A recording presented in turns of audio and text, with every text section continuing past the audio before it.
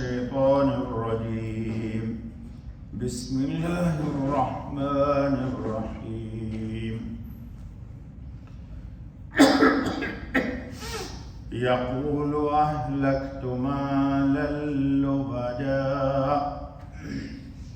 أيحسب أن لم يره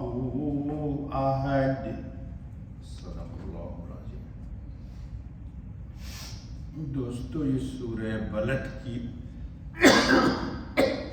آیت نمبر 6 اور 7 پڑھی گئی۔ پیچھے ایک شخص کا تذکرہ ہوا ہے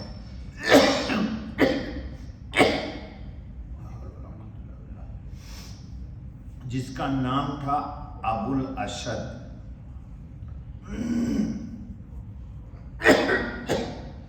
جو بہت ہی قوی الہیکل اور جسم کا تندرست توانا تھا۔ سنایا تھا آپ کو کہ چمڑے پاؤں کے نیچے دبا دیتا تو چمڑا لوگ کھینچتے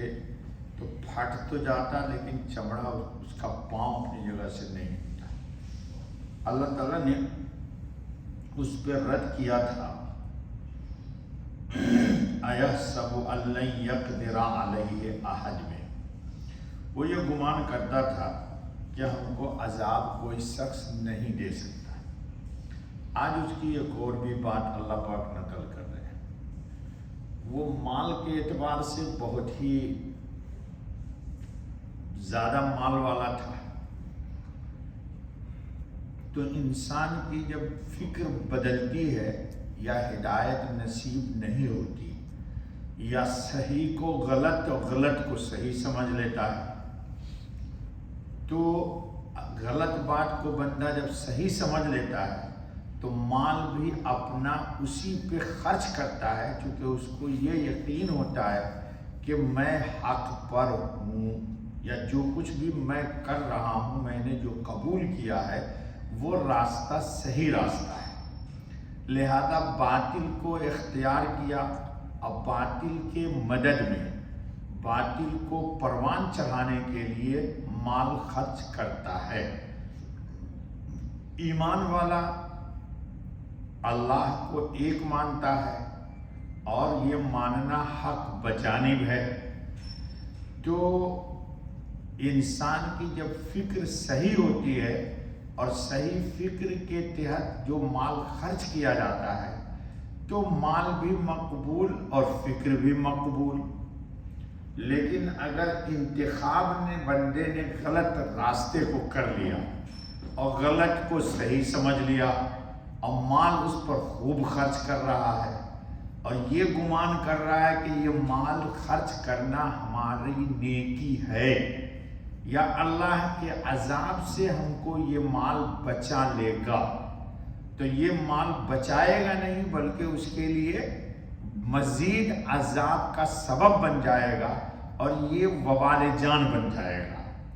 چونکہ انتخاب ہی غلط ہوا تھا۔ آپ کے سامنے پیچھے ایک آیت گزری ہے اہل جہنم کی صفت میں سورہ غاشیہ میں کہ عاملۃ ناصبہ تصلیٰ نارا حامیہ، کہ انسان عقیدہ غلط اختیار کرتا ہے اور غلط عقیدے کے تحت پوری رات پورے دن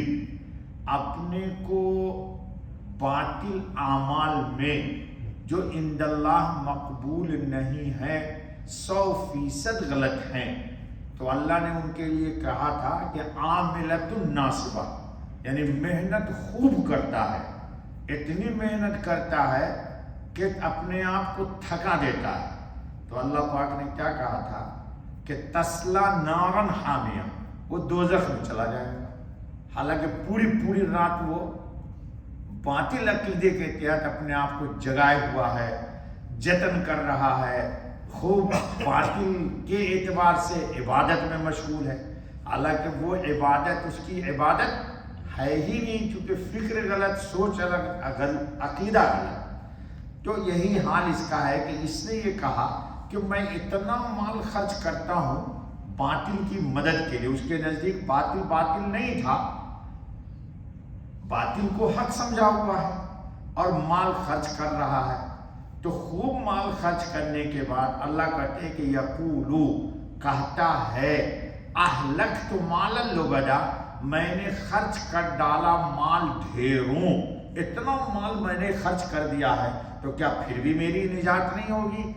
تو اللہ رب العزت اس پہ رد کر رہے ہیں اگلی آیت میں کہ آیا سب علم یرہ احد، کیا خیال رکھتا ہے کہ دیکھا نہیں اس کو کسی نے؟ یعنی باطل کے راستے میں جو خرچ کر رہا ہے اللہ دیکھ رہا ہے، تو یہ مال بجائے خرچ کرنے کے اس کے لیے وبال جان بنے گا، جتنا مال خرچ کیا زیادہ اتنے ہی عذاب شدید ہوگا۔ اب دیکھیے آیت، یقول اہلکت مالا لبدا، کہتا ہے میں نے خرچ کر ڈالا مال ڈھیروں، غلط مقصد کا انفاق، غلط مقصد میں انسان جتنا خرچ کر دے، پوری کائنات کی دنیا لٹا دے جی، تو بھی اس کو ایک ثواب ایک اجر نہیں ملے گا۔ پیر صاحب کہتے ہیں کہ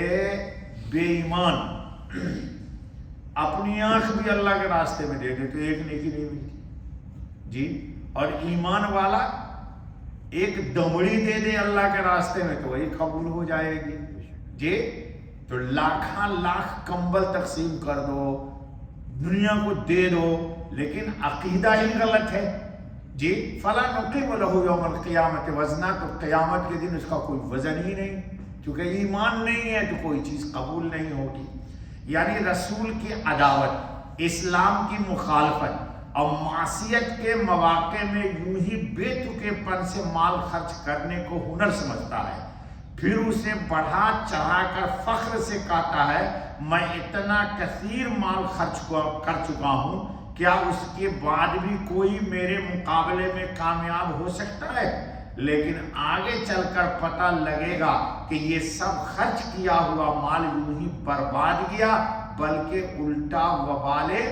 جان بن گیا، الٹا وبال جان ہوا۔ غرض یہ ہوگی کہ میں دوسرے قریشی غیر مسلموں کے مقابلے میں اونچا درجہ رکھتا ہوں،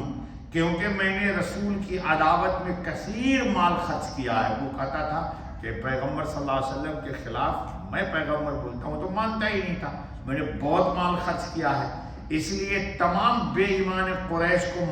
کو میری برتری کا اعتراف کرنا ضروری ہے۔ کہتا تھا جتنے بھی مکے میں بے ایمان ہیں ان سب کو ہم تسلیم کرنا پڑے گا کہ میں نے سب سے زیادہ مال خرچ کیا۔ اللہ رد کرتے ہیں کہ اللہ دیکھ رہا ہے، ایحسب ان لم یرہ احد، کیا خیال رکھتا ہے کہ دیکھا نہیں اس کو کسی نے؟ یعنی اللہ سب دیکھ رہا ہے، جتنا مال جس جگہ جس نیت سے خرچ کیا ہے، جھوٹی شیخی بگاڑنے سے کچھ فائدہ نہیں۔ کیا اس کا یہ خیال ہے کہ اس کو کسی نے نہیں دیکھا؟ یقیناً اللہ اس کو اس وقت دیکھ رہا تھا جب وہ ریاکاری کے طور پر یا رسول اللہ خاتم النبیین صلی اللہ علیہ وسلم کی دشمنی یا مخالفت میں مال خرچ کر رہا تھا۔ اللہ اس سے ضرور باز پرس کرے گا، کہاں سے کمایا،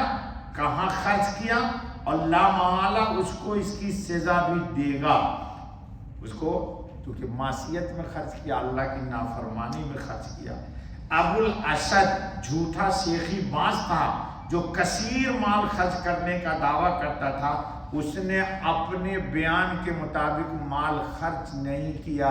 بلکہ اللہ کی بغاوت میں اس نے خرچ کی، رسول کی مخالفت میں خرچ کی۔ تو جتنی مخالفت شدید ہوگی اتنی عذاب بھی شدید ہوگا۔ اللہ ہم سب کی حفاظت فرمائے۔ سبحان اللہ۔